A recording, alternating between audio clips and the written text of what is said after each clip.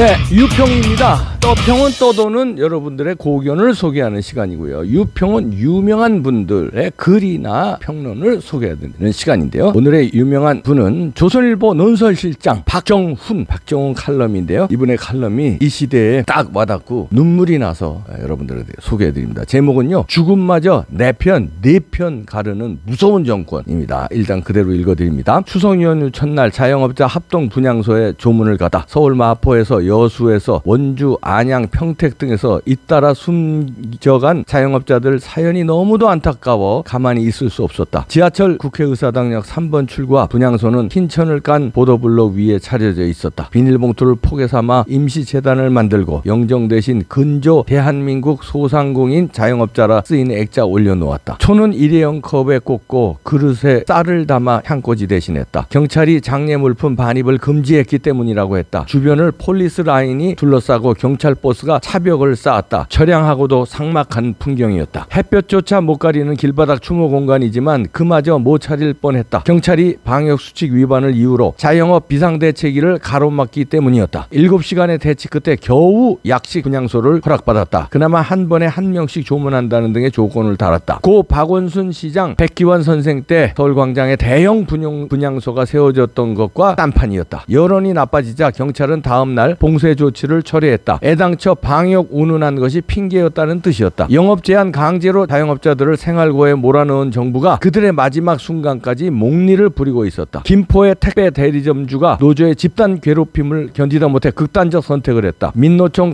강성노조의 조직적 횡포가 40세 가장을 죽음으로 몰아간 충격적 사건이었다. 그러나 문 정권은 어떤 반응도 보이지 않았다. 청와대는 입을 닫았고 민주당은 그 흔한 애도 논평 하나 내지 않았다. 일단 커지면 숟가락부터 얹던 여당 대선 주자들도 누구 하나 조문 간 사람이 없었다. 지나치다 싶을 정도로 이례적인 침묵이었다. 마치 사건 자체가 없었던 양 무시하려는 듯했다. 문 정권은 조문에 정치하게 무지한 바보가 아니다. 무지하긴커녕 핑계만 생기면 감성팔이 하는데 도 같은 사람들이다. 지난 5월 평택함 노동자가 산재 사고를 당하자 문 대통령은 평택까지 내려가 조문했다. 제천과 밀양 화재 때도 직접 빈소를 찾아 유족들에게 무릎을 꿇었다. 비정규직 노동자 김용균 씨 사고 때는 수석 비서관을 대신 보내기도 했다. 그랬던 문 대통령이 김포 택배점주, 마포 맥주집 사장, 여수 치킨집 주인, 원주 노래방 업주의 이딴 비극에는 단 한마디 언급조차 하지 않았다. 노동자만 소중하고 자영업자는 국민도 아니란 말인가? 문 정권이 자영업에 호의적이지 않다는 것은 비밀이 아니다. 4년 내내 자영업 소상공인을 못살게 구는 정책을 쏟아냈다. 소득주도 성장 실험으로 골목 상권을 죽이고 길거리 경기를 냉각시켰다. 최저임금을 급속히 올려 근근히 버티는 영세 상인들을 폐업 위기로 몰아넣었다. 코로나가 터진 뒤에 백신 확보에 실패해놓고 거리두기 장기화에 따른 고통을 고스란히 자영업자들에게 전가시켰다. 하루 벌어 하루 먹고 살기 바쁜 자영업자에게 2주일 거리두기를 40회 연장한 것은 사형 선고나 다름없었다. 점포를 4곳이나 운영하던 마포의 맥주집 사장은 코로나 봉쇄 1년 반 만에 파산해 원룸 보증금으로 마지막 직원 월급을 준 뒤 세상을 떴다. 대부분 자영업자 사정이 다르지 않을 것이다. 그런데도 정부는 실질적 피해 보상을 거부한 채 정치 쇼만 벌렸다. 전국민 재난지원금 투입된 25조 원이면 자영업자 100만 명에게 2,500만 원씩 줄 수 있는 액수다. 이 돈만 제대로 썼어도 자영업자들 비극은 상당수 막을 수 있을 것이다. 이렇게까지 자영업을 무시하고 적대하는 정권은 이제껏 본 적이 없다. 그 근저엔 문 정권의 계급투쟁적 세계관이 자리 잡고 있다고 생각한다. 세상을 노동과 자본의 대결로 보는 운동권식 이분법이다. 이 정권의 노동은 선, 자본은 악이다. 자영업도 노동자를 부리는 소자본가인이 악의 진영에 속한다. 그 결과 노동자보다 나을 게 없는 다수의 자영업 소상공인들이 졸지의 기득권 착취 세력으로 규정되고 말았다. 알바 최저임금보다 못 번다는 편의점 업주, 보험계 임차료 내는 식당 주인, 대출받아 밀린 월급 주는 영세 업체 사장들을 힘들게 하는 정책들이 펼쳐졌다. 그렇게 수백만 자영업자를 벼랑 끝에 밀어넣은 것도 모자라 죽음까지 편을 갈라 차별하고 있다. 모든 죽음은 똑같이 비극적일 것이다. 그 죽음의 보편적 비극성을 문 정권은 진영 논리로 국가로 상대화시키고 등급까지 매겼다. 천안함 유족들은 정부 행세 때마다 홀대당하고 북한에 피살당한 해수부 공무원은 월북자로 몰렸다. 박원순 시장의 죽음을 그토록 추모하던 여당은 그보다 몇만 배는 더 국가에 공헌했을 백선엽 장군 별세 때는 애도 논평조차 생략했다. 문정부에서 정권 편이 아닌 사람들을 죽어서도 서럽다. 급기야 먹고 살려 발버둥 친 죄밖에 없는 자영업자들까지 죽음의 편가르기 대열에 밀어놓고 있다. 기가 막히다 못해 무섭다는 말이 절로 나온다. 참 무서운 정권이다. 이렇게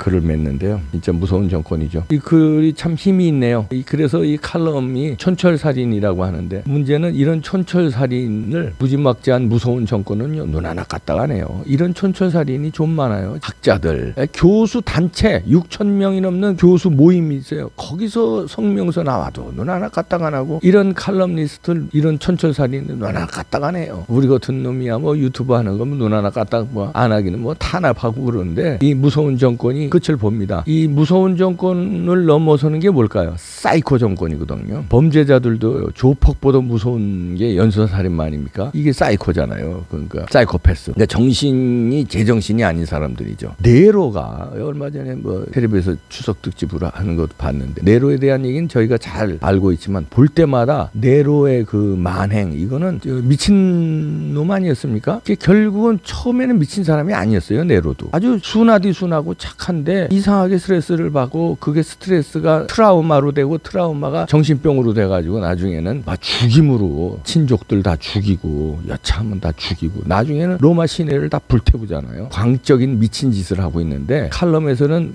무서운 정권으로 결론을 내리는데요. 저는 무서운 정권을 넘어서 미친 정권이다. 그러니까 무서움을 넘어서 네로의 나중에 미친 행각을 하듯이 미친 행각을 하고 있어요. 제정신입니까? 아니, 하는 짓들이 통치를 네 편 내 편 가르는 정도를 넘어서 미친 행동을 하고 있는 거 아닙니까? 네로가 마지막에 악행을 저지르듯이 지금 점점 더 하는 것 같아. 갈수록 임기가 몇 달 안 남았는데, 그러면 다행이라고 생각하는 사람들이 있어요. 왜냐하면 문재인 정권이 이제 그나마 몇 달만 참자 그러는데, 그것도 잘못된 거예요. 왜냐하면 문재인 몇 달 끝나면은 우파 정권이 들어선답니까? 우파 정권이 들어서면은 뭐 태평선거대가 됩니까? 이 미친 자들의 광란이 계속될 텐데요. 부정선거로 일단 정권을 안 내놓으려고 그럴 거고요. 만약에 부정선거가 여의치 않아서 정권이 바뀐다 하면은 부정선거 쓸 수 없는 환경으로 몰아가서, 예를 들어서 황교안 후보 같은 사람들이 지금 막 부정선거를 주장하고 있잖아요. 그게 그동안에는 언론들이 보도를 못했는데, 대선 TV 토론에서 막 주장하니까 이제 모르던 국민들이 하나씩 알게 됐어요. 이래서 이게 기폭제가 돼서 부정선거 재판에 큰 영향을 미쳐서 부정선거가 됐다 하더라도, 정권이 만약에 바뀌었다 칩시다. 100번 양보해서 바뀌면은 온전할까요? 이 미친 자들이요? 이 미친 자들은 광우병 난동 일으켰죠. 그 다음에